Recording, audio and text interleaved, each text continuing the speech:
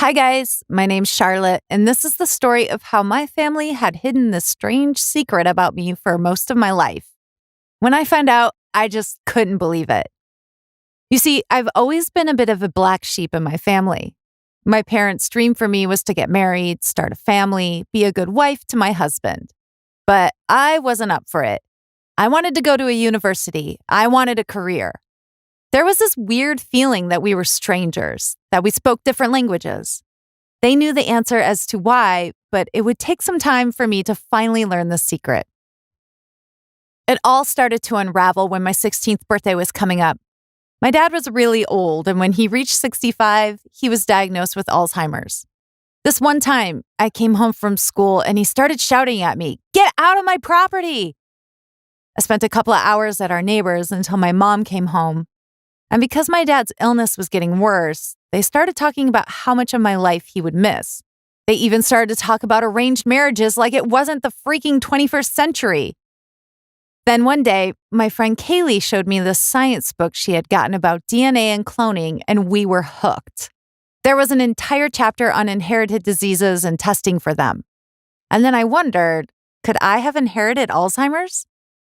I tried convincing my parents to take the DNA test, but for some reason, they hated the idea. "No, and I don't want to hear any more about it," said Mom. To change the topic, they even started talking about their friend's kid who was studying to become a doctor and would be a perfect match for me. I was furious and I walked out of the room immediately, but I still managed to hear them whispering. What if she keeps asking questions? Should we tell her? Now I was really curious because there really was something I could find out with this test. So one day, my dad was asleep on the couch, drooling. I put some of his spit in the test tube and sent them out. But the whole waiting process was even crazier. They arranged for me and their friend's kid, Alex, to meet. My father was guilt-tripping me into doing this as he felt like he didn't have that much time left. Alex and I met at this fancy restaurant. He was a blonde frat boy with a horrible sense of humor. He kept making some sexist remarks, eventually writing them off as jokes. I got back from the date furious and disgusted. My parents were excited, nearly throwing me an engagement party, but I couldn't even look at their faces. I locked myself in my room, screaming into a pillow and thinking about my escape plan, when I saw that I had gotten my DNA test results. I knew there was going to be something strange about them, but what I got was out of this world. When I opened my whole family's envelope, I was shocked. I was 25% Native American. My mom wasn't, and neither was my dad. In fact, I had none of the ancestries that my dad did. My mom must have cheated on my dad. There was no way I was my father's kid. The next morning, I couldn't keep my eyes off my parents. They said that Alex's parents called and he would be happy to go on another date. "Never," I spelled out, nearly screaming. Then my mother really threw a tantrum about how they had done nothing but support me and encourage me, and that I was ungrateful. I couldn't believe it. I blurted out, "Really? Do you want to talk about how you cheated on Dad? Who's my real father?" My mom was shocked. My dad was shocked. It was dead silent for 3 minutes. Then my mom told me even more disturbing news. My dad couldn't have children. So my biological father was actually a sperm donor. I asked my mom who this mysterious person was, and she told me he was a tall professor with black hair and dark amber eyes. I didn't talk with my parents for 3 weeks after that. They actually stopped talking about anything at all. They told me that they wouldn't support me ruining my life with stupid ambitions. So as soon as I reached 18, I packed my bags, went to college, and never saw them again. I was alone with horrible student debt and no family whatsoever. But when Kaylee and I entered our sophomore year of college, I started to imagine what my dad looked like. Tall, with black hair, amber eyes, probably wearing a cool corduroy jacket or something.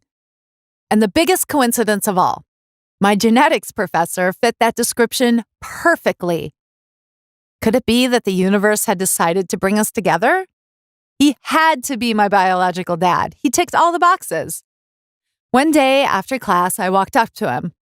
When the room was empty, my mouth completely hijacked my brain. Nervous and sweaty, I blurted out, "Would you ever be a sperm donor?" Big facepalm on that one. I felt myself turn red with embarrassment. "My cousin did, but I probably wouldn't," he said, and I felt my heart shattering into 1,000 pieces. He gave me a tissue and a link to a website. He told me the site was a siblings registry, a place where sperm donors' children were all listed. And that's when my story turned into a crazy ride. I typed in my dad's donor number, and 12 of my siblings were listed on the site. 12! But when I zoomed in further, I felt my heart drop.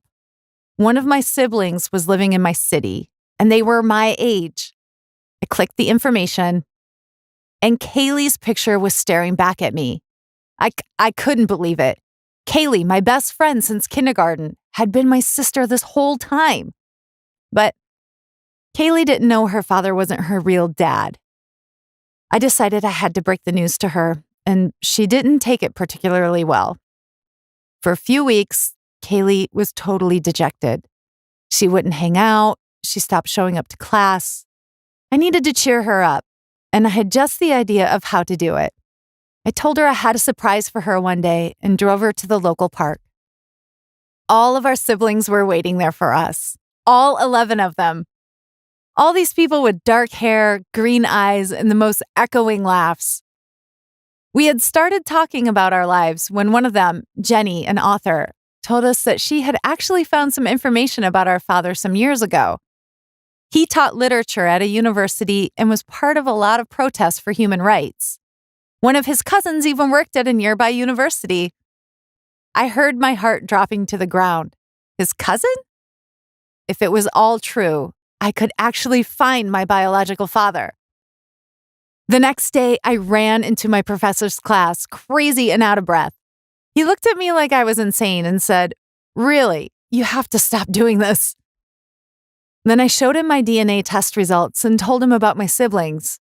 My professor's eyes widened and he probably put 2 and 2 together. "Charlotte, you may be right," he said, sitting down. That very day, he called his cousin to drive to the university. I walked out of class and into the parking lot to see this older man with a leather jacket and long brown hair smiling at me. He was a spitting image of me, or I was a spitting image of him. We shared the most heartfelt hug and cried in silence for 10 minutes straight. Then my biological father told me that because he was really focused on his career in activism, he never started a family, even though he really wanted one. We laughed, we talked, we cried some more. We promised to see each other again. I finally belonged somewhere. I was with people who accepted me, who didn't want to control me. After all of this, I even reconciled with my parents, who, after some time, finally decided to let me live my life the way I want to. I did actually find the love of my life. He was an activist and a young professor at a nearby college. I started thinking that marriage might not be such a horrible idea. I guess I just had to figure out who I am and where I belong first. Now that I know my roots, I'm ready to grow and blossom into the beautiful human being that I know I can be.